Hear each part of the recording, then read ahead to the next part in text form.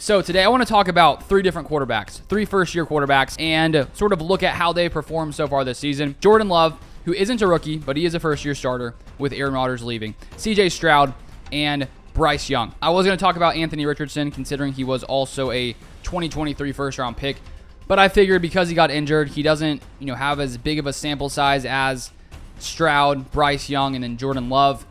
We just sort of leave him out of the discussion today. And so I want to start off here by looking at the stats of all three of these quarterbacks. And so Jordan Love so far this season, we'll throw up his stats right here. 59.6% completion percentage, 1,720 yards, 12 touchdowns, 8 interceptions, and 81.9 passer rating. CJ Stroud, his stats at the first look insane, and I want to show you one stat that may be slightly misleading. But CJ Stroud, 62% completion percentage, a few higher, 2.4% higher than Jordan Love, so not that much higher. 2,270 yards, 14 TDs, 1 interception, 102.9 passer rating. Then Bryce Young, 63.9% completion percentage, slightly better than CJ Stroud. Only 1,375 yards, 8 touchdowns to 7 interceptions, and a 77.1 passer rating. So looking at those stats, CJ Stroud right now looks to be playing at the highest level right now, and especially if you look at this pass game where he comes in and he throws 5 touchdown passes. He breaks the rookie record for passing yards in a game at 470. He has a 147.8 passer rating and leads the Texans to a close win. And I think I've really seen the CJ Stroud discussion heat up this week among sports media, which makes sense because the guy comes in and has one of the best days from a rookie in the NFL all time. And typically you don't see guys come in and have the level of success that CJ Stroud has had so far this year. Typically, you see guys take time to develop and grow, and CJ Stroud has really been someone who this season has been an anomaly as to how quickly he has found success in the NFL. And let's compare a few other stats, because when it comes to quarterback play, so many things factor into the quarterback and their success. The offensive line play, the receiver weapons at your disposal, things like that. So Jordan Love right now has one of the best offensive lines when it comes to pass blocking in the NFL. This season, according to PFF, he's only been pressured on 29.1% of dropbacks, which is 35th in the NFL. So 34 other quarterbacks have been pressured at a higher rate than Jordan Love. CJ Stroud is slightly worse when it comes to his protection, but not too much worse. He is 26th ranked in pressure percentage allowed, his offensive line at 32.7%. So slightly pressured at a higher rate than Jordan Love, but still one of the best in the league when it comes to offensive line and in pressure allowed. And then Bryce Young, of the three, has been the most pressured quarterback, pressured on 39.7% of dropbacks, which is the 10th highest rate in the NFL. So I'd say out of those three, Bryce Young is in the worst position when it comes to offensive lines. And then CJ Stroud and Jordan Love honestly have had very good offensive lines so far this season. Now let's look here. When these quarterbacks have a clean pocket, when there are no pressures allowed, how have they performed? Jordan Love's passer rating when kept clean per PFF, 28th at 91.1. Not great. CJ Stroud, passer rating when kept clean, 3rd at 118.1. So when kept clean, CJ Stroud has been playing out of his mind. One of the best in the league. Then Bryce Young, when kept clean, 22nd at 93. And then if you look at passer rating under pressure, Jordan Love 30th at 51.4, CJ Stroud 21st at 63.7, then Bryce Young 34th at 43.3. So none of them have found a ton of success when they are pressured. And one thing I found this morning as I was sort of dissecting these stats, CJ Stroud, when you look at his 14 touchdowns to 1 interception, you would think to yourself, wow, he's throwing at a crazy rate. He's thrown for 2,270 yards. He has multiple 300-plus yard passing games. He has one at 384 versus the Colts in September, one versus the Steelers at 306. Then this past week at 470. You'd say, how is this guy playing as great as he has, with only 1 interception? And that's slightly misleading. I was looking at PFF stats this morning, and they have a stat called turnover-worthy play, which basically measures a play that was turnover-worthy. Even it counts, let's say, if a defender tries to intercept the ball, drops it, that's a turnover-worthy play. Like, it should have been a turnover if the defender did what he was supposed to do and caught the ball. And this is very interesting. CJ Stroud has just as many turnover-worthy plays as Jordan Love. CJ Stroud has 8 turnover-worthy plays, and Jordan Love has 8 turnover-worthy plays. And I tweeted it out earlier today. Jordan Love and CJ Stroud have the same amount of turnover-worthy plays per PFF at 8. Jordan Love, 8 interceptions. CJ Stroud, 1 interception. Their percentage of plays with turnover-worthy plays is nearly identical, with Love at 2.5% of his plays where he has a turnover-worthy play, and Stroud at 2.4%. This should even out over time.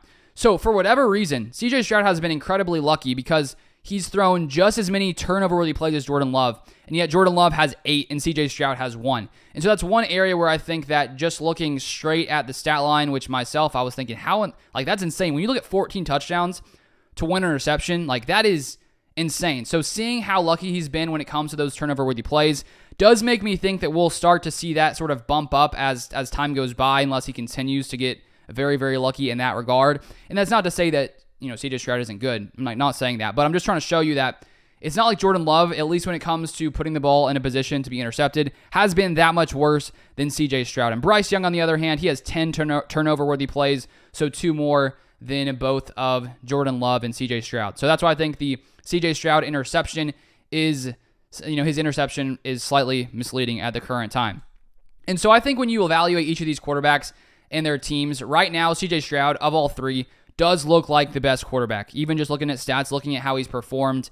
And on the one hand, when you look at guys like Jordan Love and Bryce Young, it is their first year starting. Same with CJ Stroud. And as I said earlier in the video, I do think the way that CJ Stroud has performed and how quickly he has played at this top tier level is not normal in the NFL. I would be curious to see other rookies and stats similar to this, because I don't think there's many guys who have done what CJ Stroud has done.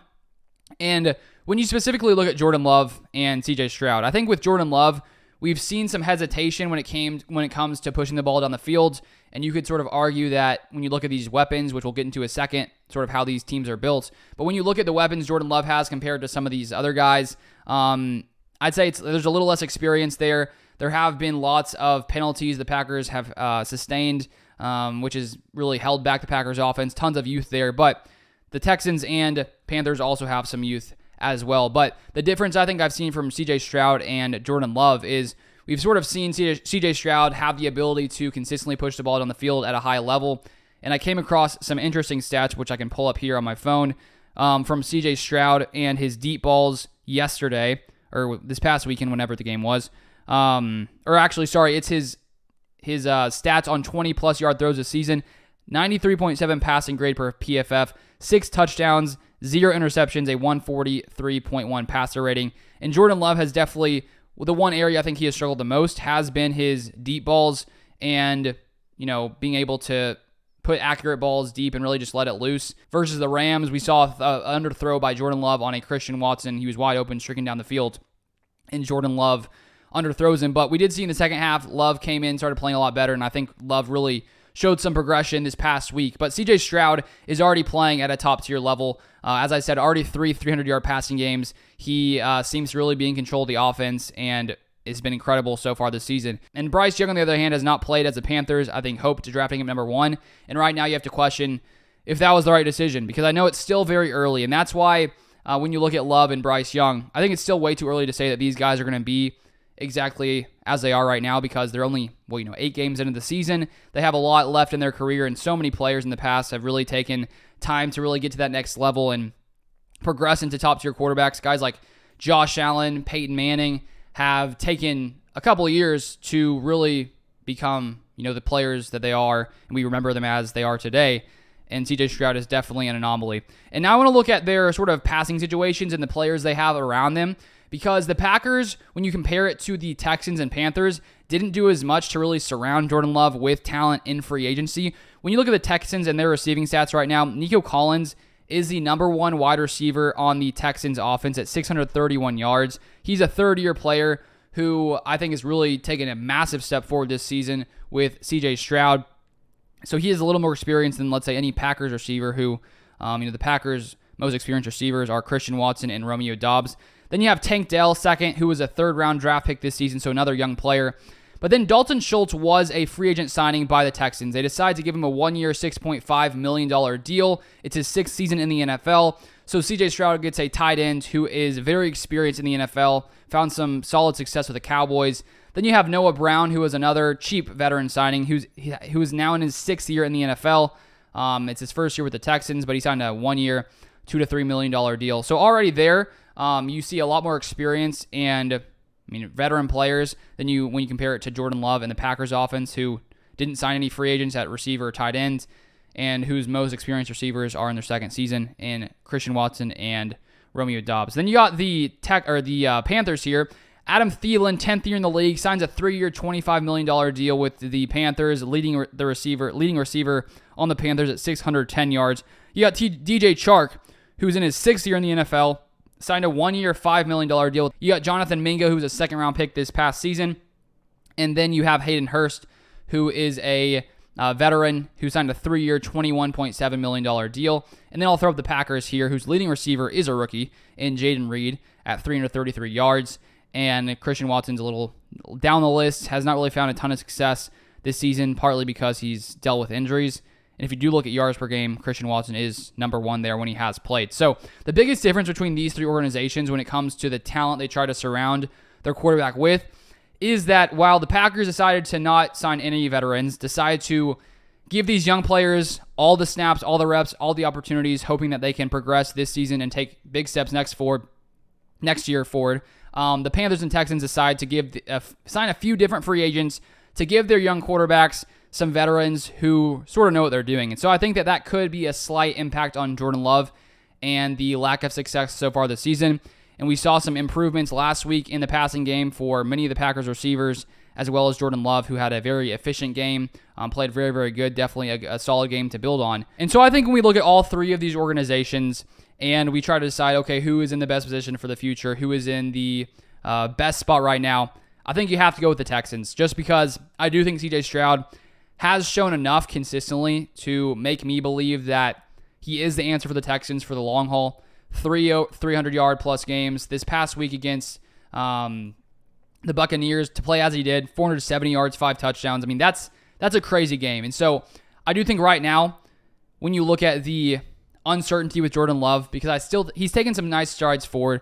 There's lots of uncertainty with the receiver weapons. There's just so much youth in Green Bay that right now there's just uncertainty because we hope they can take those steps forward. We hope they can grow and get better and make improvements as I did last week. But there's still some uncertainty there for me, where CJ Stroud has given me some more confidence that he probably is the guy in Houston. And so with that being the fact, at this current point, I'd have to say that Houston and their quarterback situation is probably the most promising of the three. The Panthers, on the other hand, have to be slightly worried, slightly concerned, frustrated that the guy they passed on is playing as well as he had. But I'm not, going to immediately give up on Bryce Young. He has not played great this season. But as I said earlier, so many quarterbacks take a season, 2 seasons, they're into their 3rd season to really become the guy that we really remember them as and reach their top tier abilities. And that hasn't happened for Bryce Young yet. It's not to say it can't happen, but right now, looking at what's gone down with the Panthers, it's not looking great right now for Bryce Young at this current time. But that is pretty much all I wanted to break down in this video. If you want more content like this, feel free to subscribe down below, and I'll see you guys next time.